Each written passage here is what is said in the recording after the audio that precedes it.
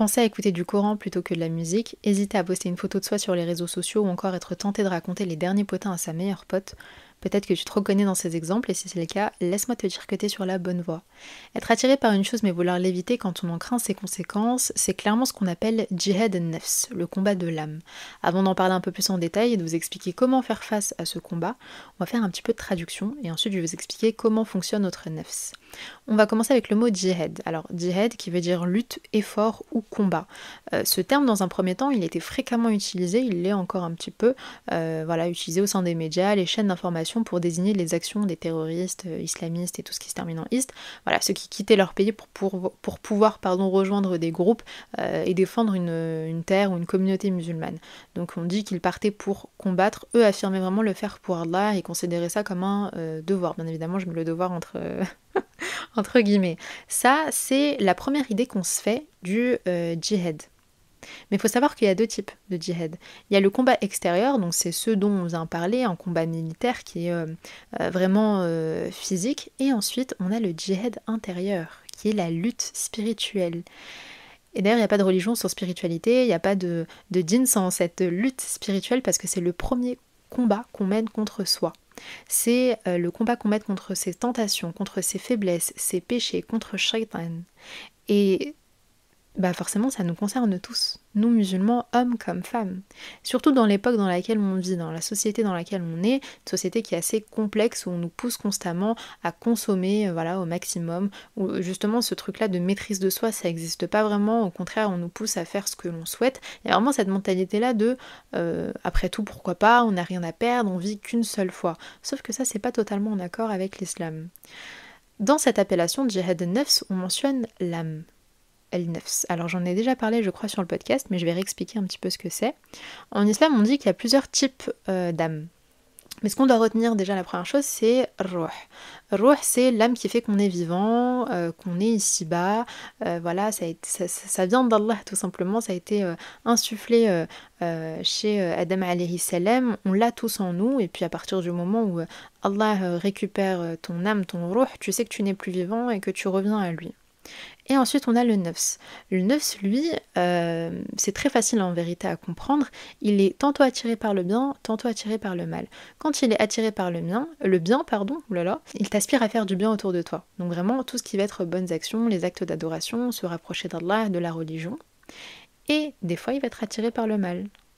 Et donc il va être attiré par les péchés, par les tentations, par tes propres faiblesses. Vraiment ce qui te tire vers le bas, ce qui t'éloigne d'Allah. Et ça, on le ressent vraiment quand on est pris entre deux décisions. Le bien et le mal dans absolument tout, en fait. Donc je vous invite vraiment à être vigilant avec vous-même et si vous ne l'avez jamais remarqué, d'essayer vraiment d'analyser la chose. Ces moments où on est tenté vers le bien, mais on se dit non, on hésite un petit peu, ou on est tenté vers le mal et on se rattrape, on se dit non, c'est pas bien ce que je compte faire. Ça, c'est vraiment djihad an-nafs. Et ce combat de l'âme, il est vachement influencé par pas mal de choses. Je vais en faire la liste et on va commencer avec les passions.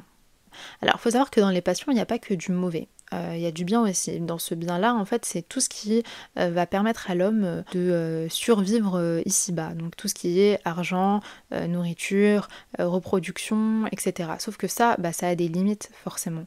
Donc par exemple, tout ce qui est la course à l'argent, on sait que c'est une passion qui est mauvaise pour nous. Les relations amoureuses, les relations sexuelles qui ne sont pas encadrées avec le mariage, la nourriture à outrance, tout ce genre de choses-là, en fait, qui font partie de ce monde, qui peuvent facilement se transformer en passion. Et ce qui est d'ailleurs très compliqué avec la passion, c'est que ça touche le cœur en fait. On y est vraiment attaché parce que c'est vital pour nous. Sauf que, alhamdoulilah, l'islam vient mettre une sorte vient limiter la chose et y mettre des règles pour faire en sorte de ne pas tomber dans l'outrance, de ne pas tomber dans quelque chose qui se devienne un danger pour nous. On a d'ailleurs un verset du Coran où Allah nous en parle, Surat al-Jathiyah, verset 23, où il nous dit « As-tu vu celui qui prend sa passion pour sa propre divinité et Allah l'égare sciemment, scelle son ouïe et son cœur et place un voile sur sa vue. Qui donc peut le guider après Allah? Ne réfléchissez-vous donc pas ?» En fait, c'est tout simplement ça le risque, c'est de prendre sa passion pour une divinité. C'est de lui accorder tellement d'importance que finalement on ne voit que par elle. Et je vous l'ai dit, c'est c'est dur parce que la passion, c'est en nous, et quand le cœur est présent dans ce genre de choses-là, bah, ça va nous empêcher de voir clairement, ça va nous distraire et enlever cette lucidité. Ensuite, on a les tentations. Alors qu'on soit clair, les tentations, c'est pas le péché en lui-même. On peut être tenté par énormément de choses, mais tant qu'on se lance pas dedans, tant qu'on commet pas le péché, ben on prend pas le péché.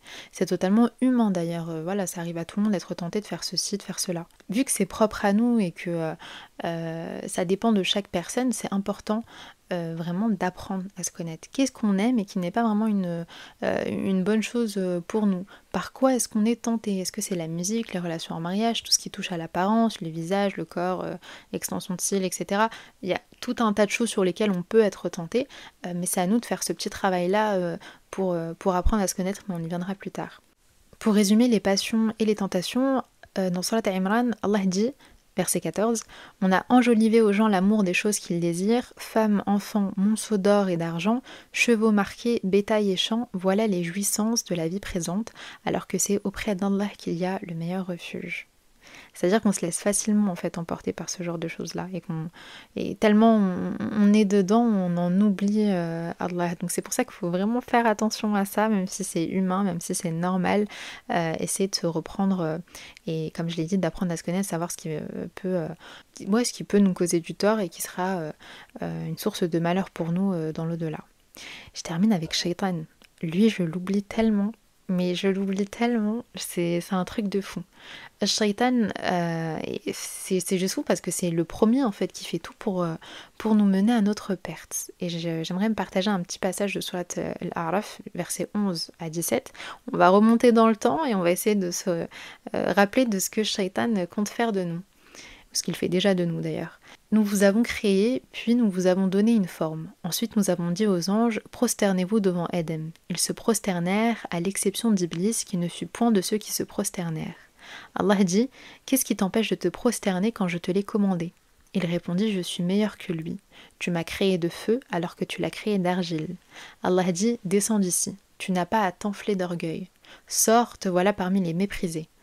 Accorde-moi un délai, dit Satan, jusqu'au jour où ils seront ressuscités. Allah dit, tu es de ceux à qui le délai a été accordé. Puisque tu m'as mis en erreur, dit Satan, je m'assoirai pour eux sur ton droit chemin. Puis je les assaillerai de devant, de derrière, de leur droite et de leur gauche.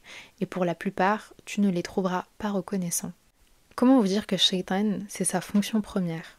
Son objectif premier, c'est de nous éloigner d'Allah, c'est de nous mettre des bâtons dans les roues, c'est de nous noyer dans nos péchés, c'est de nous attirer vers le mal.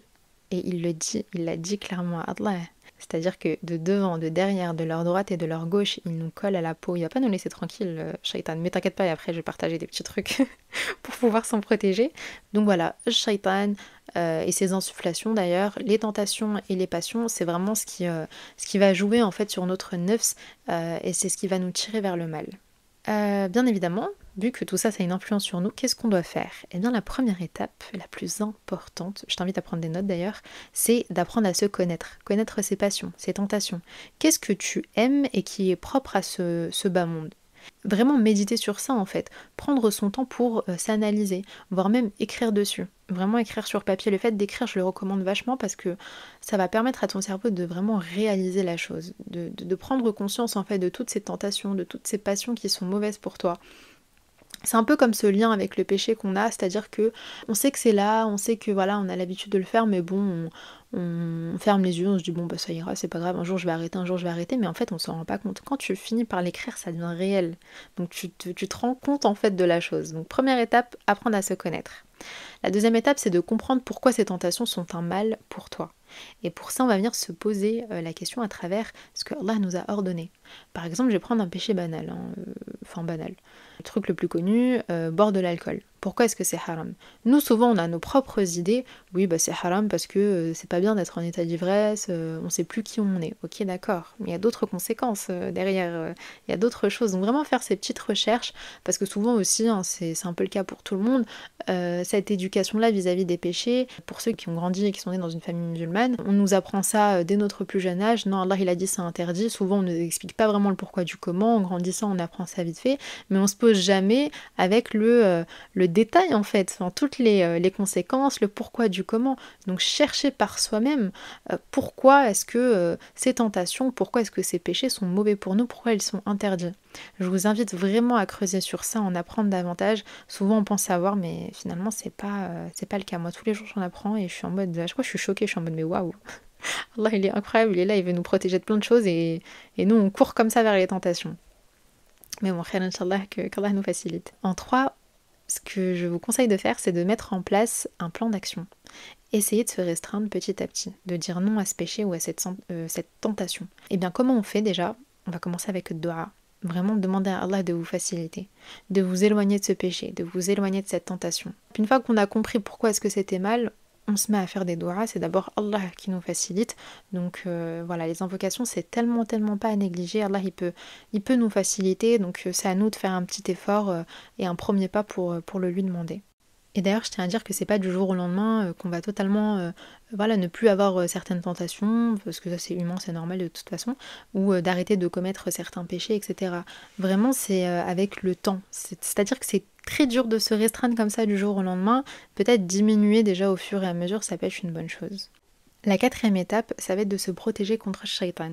Et pour se protéger contre Shaitan, quoi de mieux que A'udhu billahi min shaitan ar-rajim.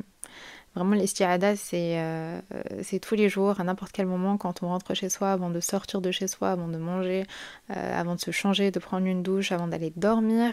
Essayer de rendre cette parole-là, cette invocation, une habitude. Il faut vraiment que ça devienne une habitude, se protéger un maximum. Et ensuite, il y a d'autres choses qu'on peut faire, comme Ayat al-Kursi, par exemple. On sait que Ayat al-Kursi, elle a un pouvoir très important. On a le Mu'awidat, donc Surat al-Nas, Surat al-Falaq et Surat al-Ikhlas, à réciter pour pouvoir se protéger. Vraiment, en toutes circonstances, il faut essayer de mettre des petites habitudes qui vont nous permettre de nous protéger. C'est des étapes à ne pas négliger dès que quelque chose nous vient en tête d'ailleurs. C'est-à-dire que dès que tu es tenté par quelque chose, tu as une petite idée et tu dis non, purée, c'est pas bien, je sais que c'est un péché. A'udhu billahi minash shaitanir rajim. Et moi-même, je l'ai expérimenté. À chaque fois que ça m'arrive, je suis en mode A'udhu billahi minash shaitanir rajim. Et très vite, en fait, cette idée-là s'en va. Et je suis en mode non, c'est bon. Ça y est, l'idée, elle est partie, elle est plus là. Cette tentation en question n'est plus du tout présente une fois que je l'ai dit. C'est pour ça qu'il faut vraiment pas négliger cette invocation-là. Et on termine avec les fréquentations. Je suis obligée d'en parler. Les fréquentations, vraiment, c'est trop important. Faites attention à toutes ces mauvaises influences que vous pouvez avoir autour de vous. Souvent, c'est très bête, mais c'est du style « Ouais, meuf, viens, on va à tel endroit, il y a un concert. Viens, je vais faire mes extensions de cils, est-ce que tu veux m'accompagner ? Viens, on va à tel endroit. Ah, il y a ceci, ah, il y a cela. Est-ce que tu es au courant de telle chose ? Les potins, etc. » Essayez d'avoir un contrôle sur vos fréquentations et d'être entouré par des personnes qui soient bienveillantes et également des gens qui vous poussent en fait à faire du bien autour de vous, et notamment dans la religion, qui vous poussent justement aux bonnes actions. C'est vraiment les meilleurs. Il faut rester très proche de ces personnes-là. C'est compliqué aussi parce que des fois les fréquentations, les copines, il y en a qu'on connaît depuis des années, et puis il y a certaines habitudes aussi qui se sont installées, sauf que on a toutes et tous un cheminement spirituel, et souvent ça suit pas avec les gens qui sont autour de nous. Donc il faut prendre son temps aussi, il faut essayer d'expliquer les choses aussi de manière très pédagogue, ne pas blesser les gens ni quoi que ce soit, mais en tout cas leur expliquer ouais non ça c'est pas trop en accord avec moi, ou j'ai pas trop envie de faire ça, je sais que c'est pas très bien. Et la deuxième chose aussi, c'est d'essayer de pas trop se retrouver seul. Souvent quand on se retrouve seul, c'est là où on va avoir un maximum de tentations, toutes les insufflations de shaitan, etc. Alors que quand on l'est pas, bizarrement il n'y a pas une voix dans notre tête qui nous dit « Ah, j'ai envie de faire ceci, j'ai envie de faire cela ». Donc voilà, on fait attention à son entourage, ses fréquentations, et on essaie de pas trop se retrouver seul. Mais malgré tout ça, même si tu fais tout ça, ça veut pas dire que ça y est, tu gères de ouf ton djihad nefs, que tu t'en sors très bien, parce que, spoiler, on est humain et c'est totalement normal de céder. Vu que l'homme est testé sur sa foi, et Allah le dit dans Surat al-Ankabut, versets 2 à 3, « Est-ce que les gens pensent qu'on les laissera dire, nous croyons, sans les éprouver ? Nous avons certes éprouvé ceux qui étaient avant eux, ainsi Allah saura ceux qui disent la vérité et ceux qui mentent. » En fait, on est testé sur notre foi. Donc à partir du moment où on est testé sur notre foi, on va avoir ces petites problématiques-là de céder aux tentations, aux péchés. Ce qu'il faut faire du coup dans ces situations-là, déjà de une, c'est de se rappeler que Allah c'est Al-Ghafour, le grand pardonneur, que c'est Ar-Rahim, le très miséricordieux.